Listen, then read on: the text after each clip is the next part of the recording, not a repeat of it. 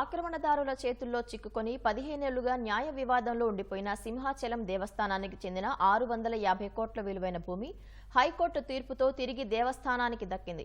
విశాఖ జిల్లా ఆనందపురం మండలం గంగసాని అగ్రహారంలో సింహాచలం దేవస్థానం అనుబంధ ఆలయమైన కాశీ విశ్వేశ్వర స్వామి కోవెలకు 99.20 ఎకరాల భూమి ఉంది. దాతల ద్వారా సంక్రమించిన ఈ భూమి ఏళ్లుగా ఆక్రమణదారుల చేతుల్లో ఉందని ఈవో వేండ్ర త్రినాథరావు తెలిపారు. 2009లో ఎండోమెంట్ కోర్టులో దేవస్థానం దావా వేయగా మరుసటి ఏడాది దేవస్థానానికి అనుకూలంగా తీర్పు వచ్చింది. ఆ తీర్పుని వ్యతిరేకిస్తూ ఆక్రమణదారులు 2010లో హైకోర్టును ఆశ్రయించారన్నారు. 14 ఏళ్ల విచారణ అనంతరం హైకోర్టు ఈ నెల 5న ఆక్రమణదారులు వేసిన రిట్ను కొట్టేసిందని వెల్లడించారు. దేవాదాయ శాఖ అధికారులు ఆక్రమిత భూమిని శుక్రవారం స్వాధీనం చేసుకున్నామన్నారు. భూమిలో జీడి, మామిడి, కొబ్బరి, టేకు తోటలు ఉన్నాయని, వాటి ఫల ఉత్పత్తిని వేలం వేసి దేవస్థానానికి ఆదాయం వచ్చేలా చర్యలు తీసుకుంటామని ఈవో వివరించారు.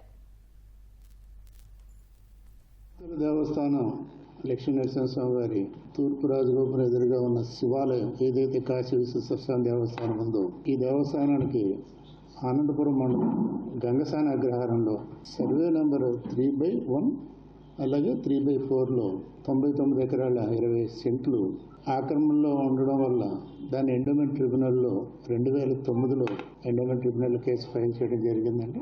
ఇది 2010లో దేవస్థానానికి అనుకూలంగా ఎండోమెంట్ ట్రిబ్యునల్ తీర్పు ఇవ్వడం జరిగింది.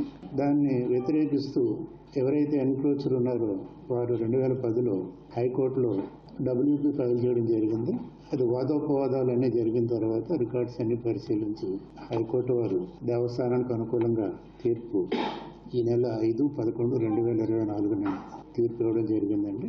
దాన్ని బేస్ చేసుకుని మా సిబ్బంది అలాగే అందరం వెళ్ళి దేవస్థానం భూమికి సంబంధించిన 4 వైపులు మనం పరిశీలించి బోర్డులు, ఇది దేవస్థానానికి చెందిన భూమి, దీన్ని ఎవరైనా ఆక్రమించినట్టయితే శిక్షార్హులు అని చెప్పేసి ఒక బోర్డులు కూడా మనం అక్కడ ఎలక్షన్ చేయడం జరిగిందండి.